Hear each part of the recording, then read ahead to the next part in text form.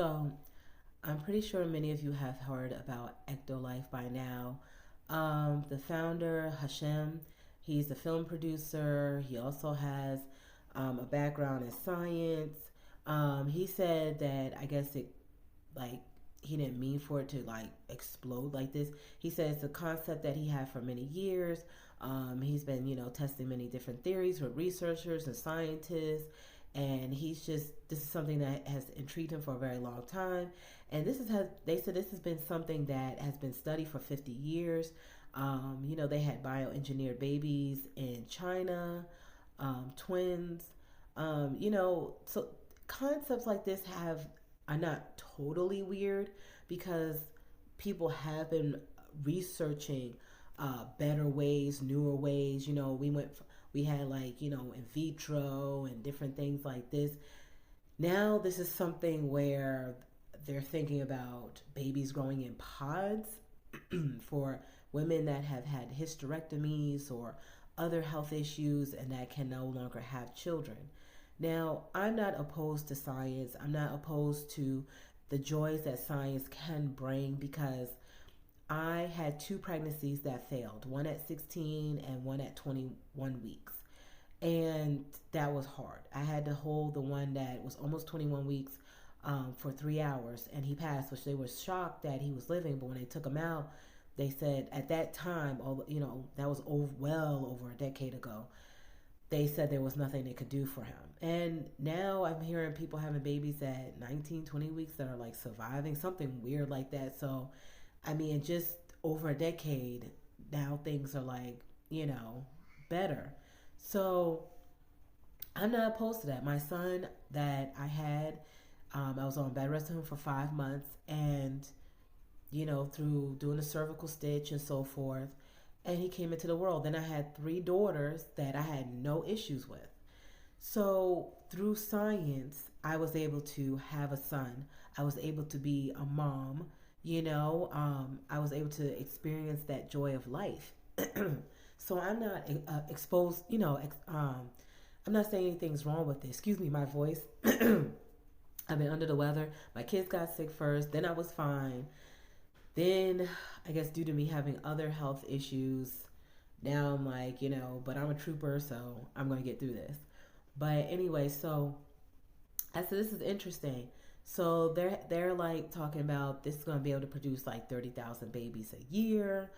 Um, they're saying that, probably in the next decade, they really want to enhance on this. They really want to bring this forth. But my thing of it is that we all know that this is going to be used for way more than just women that can't have babies. This is going to be used for women that don't want to. I mean, they want the children, but they don't want to experience that. So there's some women out there that want to be like with 7 kids, but they don't want to have 7 pregnancies because they don't want to mess up their bodies. They don't want to, do this and that. And so now it's like, yeah, I feel like the more kids you have, the more control. Because I had four, like I said, 6 pregnancies, and I had four, and then I was like, okay, I'm good. Thank you, Most High. I'm loving it, but it was like okay, because after the last two coming natural, I was like, woo, woo, So I feel like it could go out of control. I mean, especially if you have the money. It's like you could basically, if you have the money, you basically like could create an army. Like just keep paying them.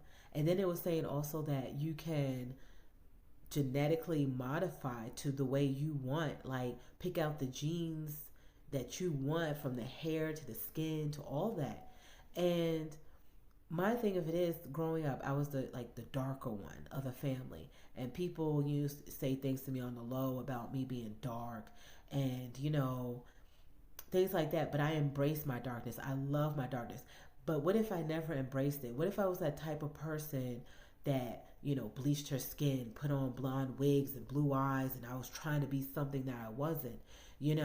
Now if I have a concept like this and I've had the money, or the guy that I'm with has the money, and I don't want my child coming genetically like me or like me, then I could go and say, oh, I want them to have more of my partner's genetics, blonde hair, blue eyes, or something like that, boop, boop, boop, boop, what is that going to signify? What is that going to do for our world?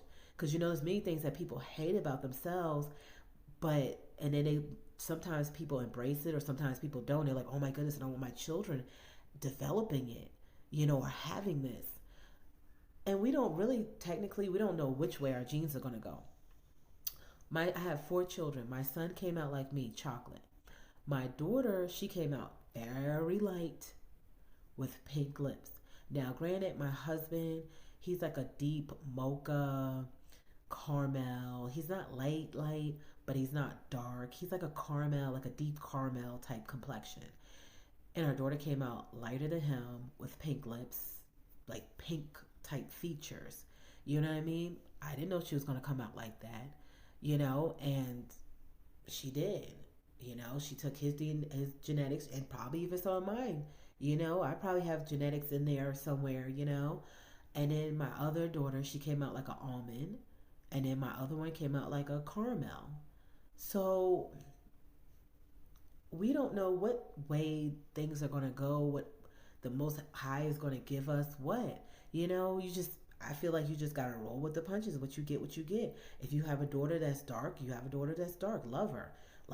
And teach her to embrace her darkness, her beauty. So I feel like with a concept like this, it can go very wrong very fast. And then it's like, with population, because they said declining populations in certain countries, but then we just hit 8 billion people. Then we just hit like a crazy number. So the only way things could decline is if something is going to happen soon. And that's why you got to have a facility that could produce 30,000 babies a year. And then the thing of it is, if the population does ever collapse to that low, when you have to come rely on something like this in the next decade, who's to say people won't try to create people that are, oh, I don't know, blonde hair, blue eyes, and fair skin? Remember that? I mean, who's to say? Who's to say what hands this won't fall into? I mean, 30,000 babies a year.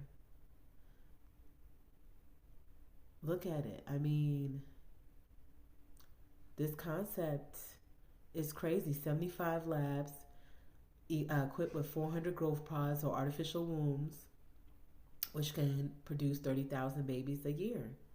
I mean, look at this. I mean, of course, this is a fake baby, but this is what they're trying to do. I feel like like I said, I understand not all women can have children. I understand that. But like I said, it's going to go very wrong very fast. There's going to be women out there who are going to try to use this who don't need it. And I feel like there's like a bond, some kind of spiritual nature, some kind of something that you pass to your children. This, I don't feel like. And then they were saying that you could put on a headset, like a virtual headset, where you could feel everything the fetus is going through. Like you could become a fetus yourself. I don't know, guys. This is, it's hard. Like I said, yeah, science, women that can't have, or like me that are having issues with their cervix and the doctor can't give an explanation. Yeah, I said, better advanced science, women that, were in their early years and had to have a hysterectomy due to cancer. Yeah, that's unfair to them. They should have some way where they could become a mom. But for a woman just to say, well, I don't know. I don't want to mess up my body. Like, come on now. And I know there's a lot of women doing that because now they have surrogate mothers out there. But now this will be easier, probably more expensive, but now it'll be more easier. You don't have to deal with the whole surrogate mother seed. You don't have to deal with this and that. Now you could have 5 babies growing at once instead of just maybe 1 or 2 in your surrogate mother. You know what I mean? I don't know, guys. What do you think about all this? Let me know. What do you guys think?